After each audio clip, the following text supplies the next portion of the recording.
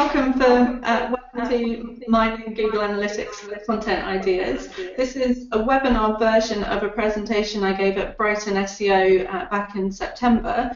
So if any of you are joining us who've seen that, then welcome back. I'm going to have a little bit more time to talk through some of the ideas, but basically what we're going to talk about today is which features within Google Analytics are most useful to us as writers and as content marketers. And specifically, I'm going to show you some of the reports that you can actually use in a slightly different way, maybe to how you're used to using them, to generate ideas for new content. Okay, next slide, please. So just a brief introduction to me. My name is Emily Hill, and for 9 years now I've run a copywriting agency called Write My Site. I'm in the process of launching a new website offering copywriting training. The launch date of 2015 might be slightly nudged back to 2016, given that we're already in December and it's not ready. But yeah, basically for the last sort of 9 years, I've been involved in creating online content. And a really big part of my job, even today, now that I've got an editorial team and I've got writers and everything, even today, a big part of my job is still to try and figure out what sort of content we should write for each and every one of our clients. There's no such thing in this industry as one size fits all, and it's really, really important to get the ideas right, because frankly, if we get them wrong, we get fired. So we're always looking for new tools and new ways to come up with the right content ideas for clients. Next slide, please. So the premise of my talk is Google Analytics and how we can use that. So let's just first address why we need it, or as the slide says, who needs Google Analytics anyway? We think of it as a tool for SEOs, but I think it's a really important tool for content marketers and for writers as well, because we basically have a brief from Google. We have an editorial brief, and that brief is to write quality content for the user, which I find a delightfully non-specific phrase, but they have done us a slight favour in providing us with a lot of very useful data within analytics that shows how users have treated our existing content. So my premise is, if we can understand how users have behaved with the content we've given them so far, then we've got a pretty good indication there of what we need to do to impress them with our future content. So I ran a little survey prior to the talk at Brighton, just to try and find out where people like me are getting their content ideas from at the moment. So I'll just go through a few of these results. So next slide, please. So the first question was, do you add regular content to your website, such as blogs and guides? So regular content, as many of you will know, I'm sure, is really, really important for SEO. So fortunately, the answer was, next slide, please. Yes, in over 90% of cases, I think that's about 93, 94% of the people we surveyed were in fact adding regular content. So that is fantastic. Only a very small number weren't doing that already. Next slide, please. Sorry. Do you produce as much content as you would like? Was the next question. The answer here was a little bit different. Overwhelmingly, quite a similar number in fact, said no, we are not producing as much content as we would like to produce. So the following question was, next slide please. Why do you think this is? And they had the choice of selecting more than one answer if there was more than one reason. Next slide please. So a number of reasons came to the fore. The primary one was a lack of time. You know, people had too many other competing demands on their time, and they simply couldn't keep up with the schedule of content that they wanted to produce. Other reasons included a lack of motivation. You know, people felt that their audience wasn't really that interested in what they had to say, and it was a lot of effort for maybe not that much tangible reward. A lack of planning was also quite a key factor. In fact, after lack of time, it was the most common reason why people didn't produce as much content as they wanted. And a lack of inspiration also sort of featured. Next slide, please. So we moved on to, do you use Google Analytics? Actually, can we just pop back to the previous slide? I just wanted to make one little point about that. There we go. Now, yes, a point I wanted to make was, now lack of time, unfortunately, isn't something we can do very much about. We just have to do the best that we can. But the other things I think are actually all linked, because I think if we don't feel inspired and we're not confident that we're writing the right sort of content, then it's quite difficult to feel motivated and to plan for it and to sort of build it into our schedules. Okay, let's move to the next slide, please. Do you use Google Analytics? That's an important one, obviously, given the topic of today's talk. And the answer was mostly yes. A good 90% were in fact using it, only 10% weren't. However, next slide please. If yes, why do you use it? And again, they could select more than one reason if they were so inclined. Now, the most obvious one, of course, to monitor traffic, and that's fair enough, that is what it's well known for, and also to analyse traffic sources, that was the next most popular, to monitor bounce rate, to measure engagement, but look, right down at the bottom of the list, to generate content ideas. In fact, we've got fewer than 40%, which means more than 60% of content marketers are using analytics, but they're not using it to come up with new ideas for content.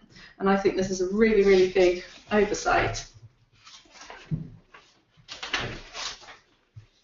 Everybody wants to know how much traffic they got. You know, that's understandable. The SEOs, you know, largely use it to have a look at traffic and where it came from. And I'm sure there's plenty of SEOs thinking that's a gross oversimplification of what they do. Sorry about that.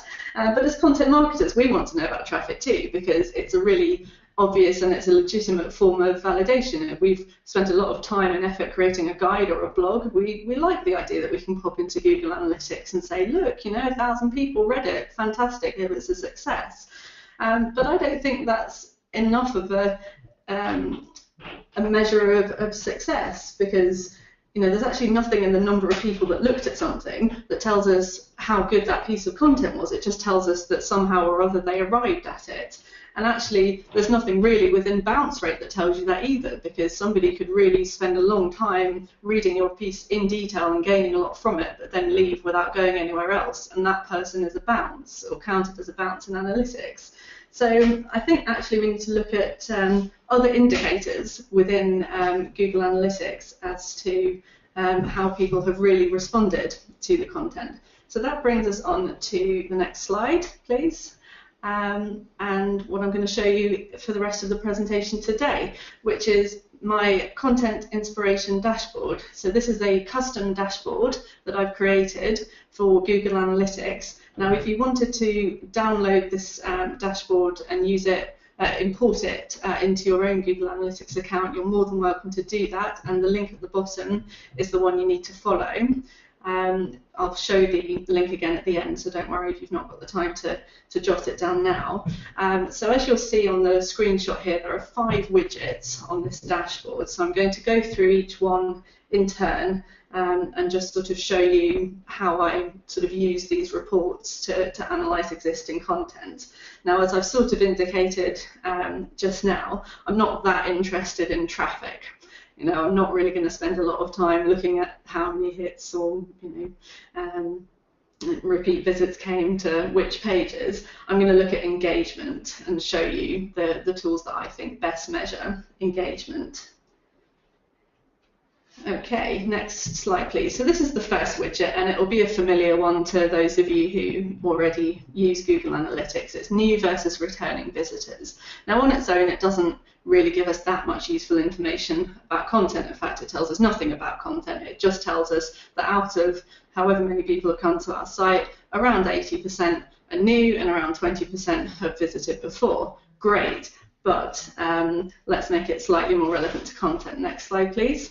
When I go into that report, what I'm going to look at in the first column there is the average session duration, and then the average session duration compared to the site average for returning versus new visitors. And what we see here is actually very interesting, because we see that although the returning visitors may make up a smaller percentage of total visitors, their engagement and their interest in the site is massively higher than that of the new visitors.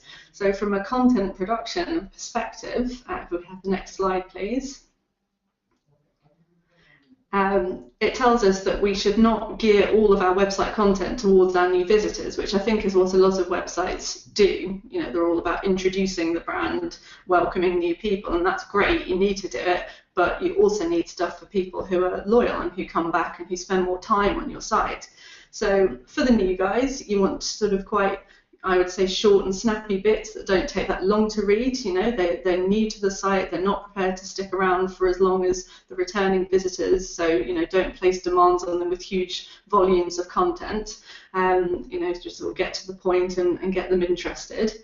And also sort of improve internal content linking. You know, if you want to try and encourage those session times up a bit for the new visitors, you know, give them something short and snappy, but then, you know, if it's sort of interested them, give them a decent sort of internal, you know, link path so they can follow that kind of content around your site and get more into it and more engaged. For the returning visitors, that's where you can afford some slightly longer form stuff. They might even be prepared to download, you know, give you their details in order to download some gated content if they're sort of invested enough to stick around for several minutes. And you can also look at creating blog pieces specifically for people who are coming back, you know, regular features, 3-4 part blog series, that kind of thing. Next slide, please. And you can give it a little tweak as well. So here we're looking specifically at returning visitors. Now, this doesn't have a widget, or it would have been the 6th widget that I included. If you go to your audience reports and then behavior, there's a little subsection in there called frequency and recency. And yes, I recognize recency is not a real word, but Google has seen fit to include it, so I'm repeating it here under duress. But frequency and recency is really interesting because it tells you that of the people who've returned to your site, how often do they come and how much time passes in between their visits. So you can actually run this report to look at the distribution of returning visits. So whether people are coming back, you know, within a day, 2 days, 3 days, 2 weeks, a year is as far as it goes. So you want to make sure that your publishing schedule at least keeps up with the frequency with which people are coming to your website. So if you know that you've got, you know, strong returns on a weekly basis, then you want at least a weekly, you know, sort of new thing going up. And if you want to stay a little bit ahead of that curve and encourage people to come even more frequently, you might look at publishing twice a week. Next slide, please. Okay, so the next widget concerns location. Now, I've run an example here of UK cities, but you can easily adapt this to look at sort of different countries and continents if your reach expands that far. So again, it's a fairly standard widget that many of you will have seen before. It just sort of shows you the distribution of location of your website visitors, but I've actually run it against average time on page rather than just how many people come from each location, because I'm interested in you know, how long they actually want to stick around once they've got there. Next slide, please.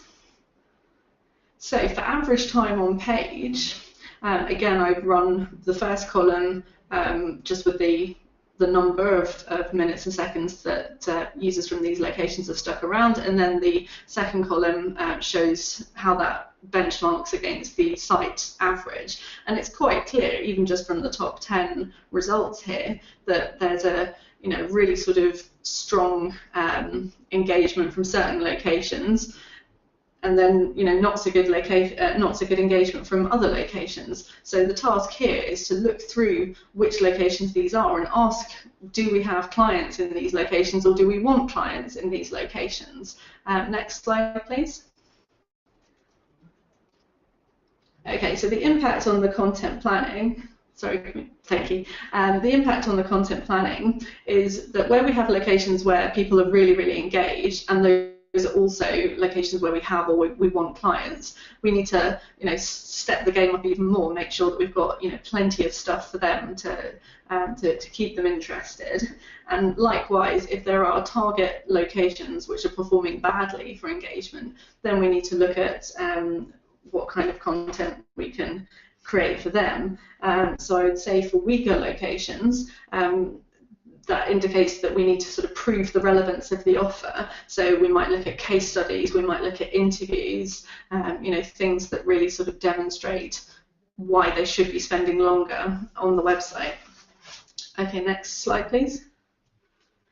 Okay, so the next one is traffic sources. So this is, again, sort of the standard widget with the twist that we're going to look at time on page. For those of you that haven't seen this kind of widget before, basically it sort of has 4 broad groups to categorize how people have come to your site. So they've either come directly, i.e. they've just put the website into the browser and there you go.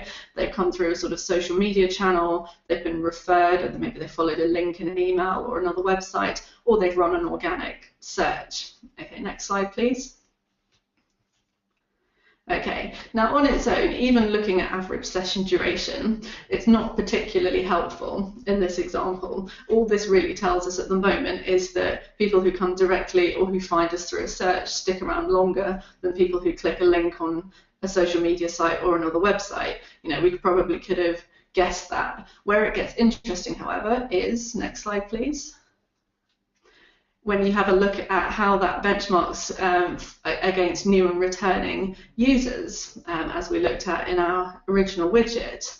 Now again, we expect that the returning users will be more engaged than the new users, but there is one surprise in here, which is that on social media, there's actually a huge difference. If we look at the sort of second box on the right there, there's a huge difference between returning and new, much bigger than any of the other categories, where the new users from social media are really not that invested at all. They are literally just clicking on a link and going, yeah, whatever, and clicking off again. The returning ones are sticking around for over 4 minutes. So next slide, please.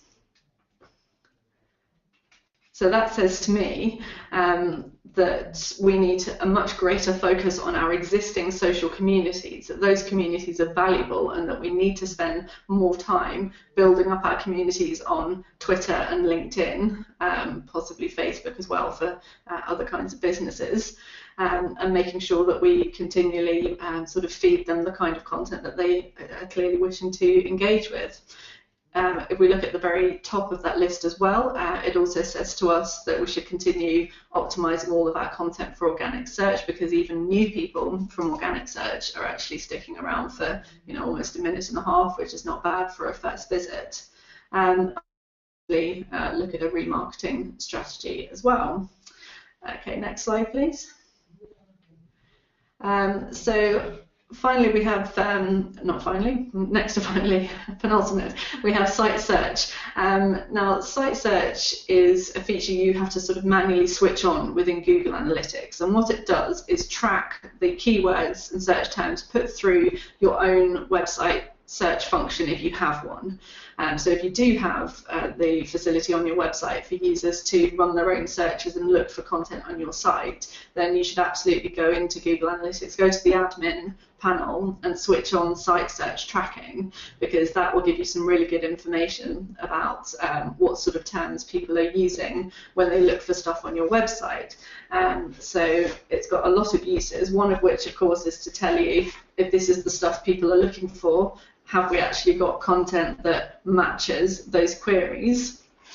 But there's also sort of stuff you can look at in terms of, within the search queries themselves, which ones tend to be indicative of more engaged users. So next slide, please.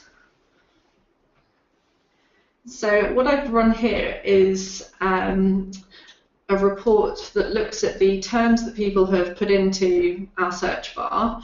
We've looked in the first column here, time after search, which is literally the amount of time they've stuck around on the site after they've run that search. And then it's benchmarked then against average search depth, which is the number of pages that somebody has clicked during the session.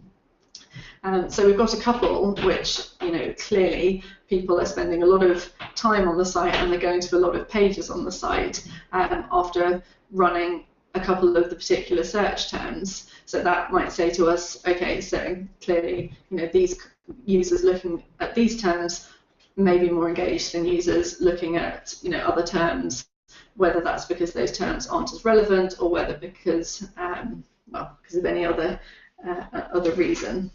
Next slide, please. So the impact on our content planning, when we look at the site search report, obviously we need to create more content around any search term that's popular, irrespective of the other metrics that we've just looked at. We also need to fill any content gaps revealed by searchers. If people are running searches on stuff and we haven't actually got any content that matches that search, that's a problem.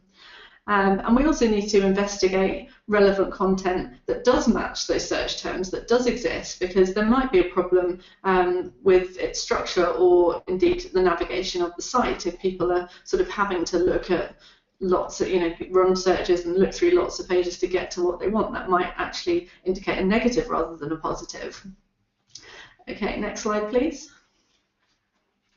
Okay, now this is the, next slide actually. This is the most popular content widget. So this is the one that I think is actually most pertinent to content planning. So this is the all pages report, and you can go to it manually as well. If you don't want to use the widget, you can go to your behavior reports, site content, and all pages, which as it sounds is literally a report of all the pages on your website and all the data pertaining to those pages. Now obviously that's too sort of broad a brush to be that useful. So I would certainly recommend, segmenting this report and you can create what's called content groups in analytics. So you can tell it to just sort of show you your blog or just show you your landing pages or whatever sort of group of content you want to look at. And I've actually run this exercise just for our blog. So I've filtered the results. Sorry, could we just stay on the previous slide for a second? So what I've done is filter the results such that no blog piece that had fewer than 50 unique visitors come to it is included in the report. And that's because I don't want to base future decisions on content that, for whatever reason, nobody really read. I want, sort of content that enough people have come to that there's some significance in the findings. So we're comparing like with like a little bit. So again, I've sort of ordered it by average time on page and looked at which articles have encouraged people to spend the longest amount of time reading them. Next slide, please. Now at this point, we leave Google Analytics and go to Excel, where I've created a custom spreadsheet, which is also available in the download via the link I showed at the beginning, and I'll show again at the end. And what I've done is import that data from the all pages report, filtered by average time on page, excluding sort of stuff that didn't get viewed, imported it into Excel and run a bit more analysis on it. So what I've done is I've had a look at the average time on page, but I've also looked at length. So for example, if a piece of content that was sort of 1,000 words got someone sticking around for 4 minutes, that's great. But what if somebody spent the same amount of time reading a 500-word piece? As we can see actually in examples number 2 and 3 here on the list, that might indicate to me that actually the 500-word piece was slightly more compelling because people felt the need to spend longer reading it. So doing this sort of external content analysis, it gives you a more targeted and more kind of insightful view of your existing content, and it can start to sort of help you extrapolate for future content. So for example, after we look at sort of length and benchmark that against time on page and look at actually what was the average time per 500 words, then we can start to look at features within the content itself, both the titles and the actual content. Now, the more, I've only included about 10 pieces or so in this. This exercise is far more meaningful if you run it on a larger scale. So if you can sort of bear to do it for 50 or 100 pieces, then you'll get much better results from it.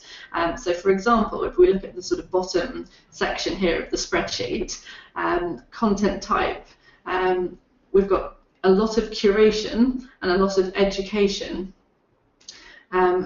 Does the title starts with a number? It simply means, does the title start with a number? Is it a so-called listicle piece, true and false? In 70% of cases, we can see that, yeah, the most popular stuff in terms of how long people stuck around did start with a number. So these list-based pieces are clearly, doing something for us. Is a question, that means, was there a question? Is the title phrased as a question? Only 1 out of the top 10, only 10%. So actually phrasing the title as a question isn't particularly helpful for us. We also looked at tone, tone of the piece. Is it a neutral piece? Is it positive? Is it negative? Sort of top 10 fails of content writing being an example of negative. Actually, of the most popular stuff, there was nothing negative at all.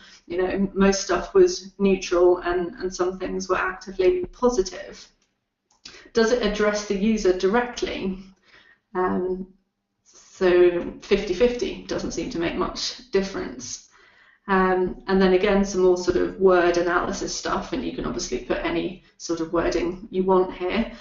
So we found that including the word statistics, that one word appears actually in 30% of our most popular pieces. So that indicates to me that there's a strong desire amongst our readership, at least, for sort of data-based journalism. How to appears in 10%, suggesting it's that's still quite a high representation for a single phrase, but it's not it's not 30%, so it suggests it's worth doing, but we don't want every single piece to start with how to. And of course, the word copywriting is quite a relevant one to us and appears in 20% of our most popular pieces. But the point I think I want to make with this sort of analysis is that you want to think outside of stuff that just has a number on it. You want to sort of look at your particular set of content and look at all the things that you've been trying and test them, sort of analyze them and see whether they've had the impact on engagement that you hoped for when you implemented those ideas. Okay, next slide, please. Actually, I've covered that in the previous description. Next slide, please. Okay, I think I've gone ahead of myself. I've talked about the whole spreadsheet in one slide. If we could carry on, please. Next slide.